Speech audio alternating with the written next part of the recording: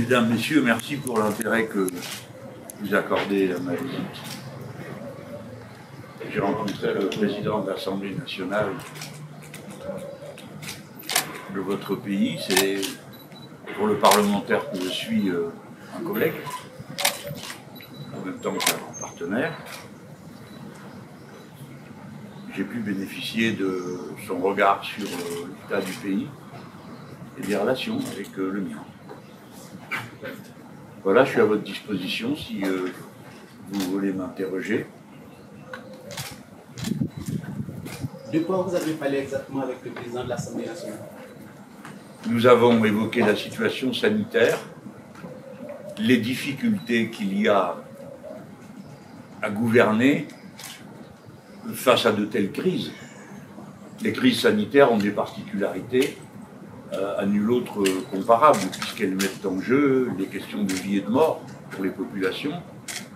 Et donc, elles engagent aussitôt toutes les représentations que chacun se fait du futur, de la vie, de la mort, du destin de ses enfants. Ce sont donc des questions qui se règlent beaucoup plus difficilement si l'on veut avoir un gouvernement de type démocratique, qu'on peut le faire avec d'autres questions, où après tout, une décision est prise, il faut bien qu'elle le soit, et puis on peut penser qu'à l'élection suivante, si la décision ne plaît pas, on pourra la changer.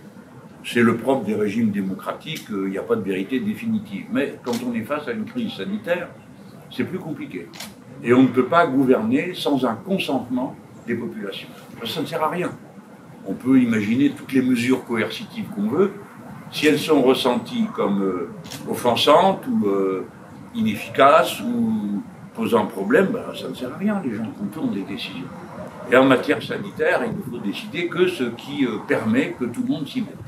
Alors, ce n'est simple pour personne. Et certainement, nous, Français, sommes-nous les derniers à pouvoir donner des leçons à qui que ce soit, parce que nous n'avons pas aussi bien réussi qu'on aurait voulu.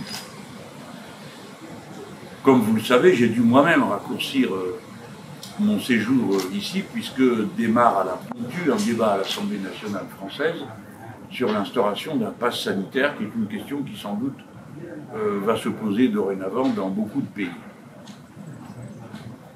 Bon, nous butons sur beaucoup de difficultés à ce sujet, parce qu'il ne suffit pas de décider, il faut encore que les décisions soient praticables.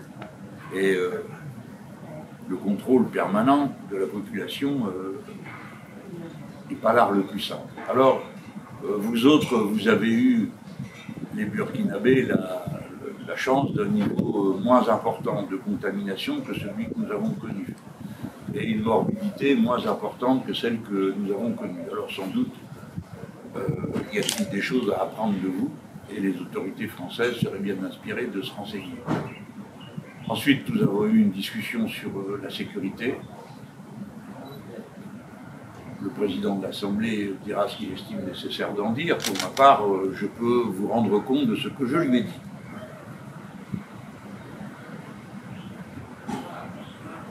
Nous avons, pour ce qui nous concerne, nous les insoumis, les plus vifs doutes sur l'identité de ceux que nous combattons ici ou là. Nous ne sommes pas vraiment convaincus de la motivation religieuse des combattants qui, ici, là et dans chacun des pays, s'en prennent aux institutions et au pouvoir en place. Nous voyons bien quels trafics sont couverts par les prétextes de guerre. C'est pourquoi nous n'aimons guère qu'on parle de guerre au terrorisme. Le terrorisme n'est pas un parti politique, le terrorisme n'est pas une cause, il y a des actes de type terrorisme, mais ce sont pour l'essentiel des actes militaires. Alors, pour nous, je dis bien pour nous, les insoumis, la première question qui se pose, c'est qui paye?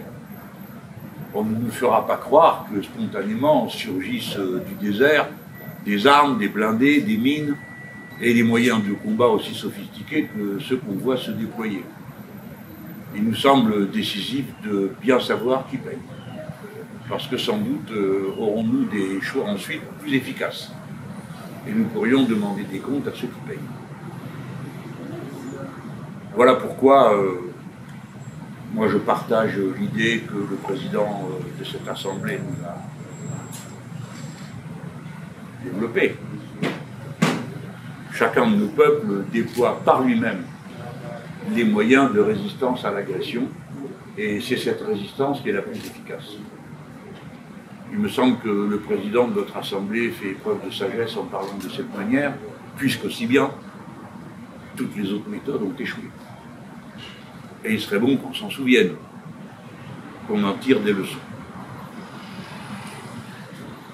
Voilà, c'est une discussion qui évidemment est entrée dans des détails qui encombreraient notre rencontre, mais qui pour nous, Français, a une grande importance, parce que nous avons besoin d'accéder, les opposants, je ne parle pas de la majorité, elle doit avoir ses propres sources d'information, mais nous avons besoin de bien comprendre les états d'esprit, la manière avec laquelle les dirigeants politiques de ce pays, quelle que soit leur orientation, ce n'est pas le sujet pour nous Français, comment ils apprécient la situation, comment ils l'analysent, parce que c'est notre propre compréhension qui progresse.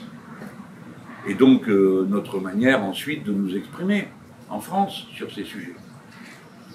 Pour ma part, comme vous le savez, j'ai déjà dit à de nombreuses reprises qu'il n'est pas logique d'imaginer que la France continue à intervenir comme ça, sans plus de précision sur les raisons de sa présence et les motifs de son départ d'un pays dans lequel nous ne sommes pas chez nous, qui est votre voisin malien. Dans ces conditions, il faudra bien qu'un jour ou l'autre, l'intervention française trouve sa limite. Ben, il est parfaitement normal qu'on en discute. Et surtout qu'on sache ce que les Maliens en pensent.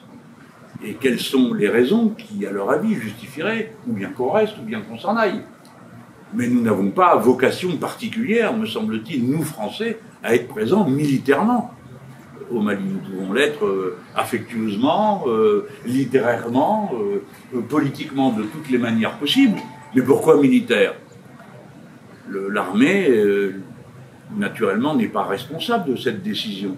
Ce ne sont pas les militaires qui décident d'intervenir, ce sont les dirigeants politiques.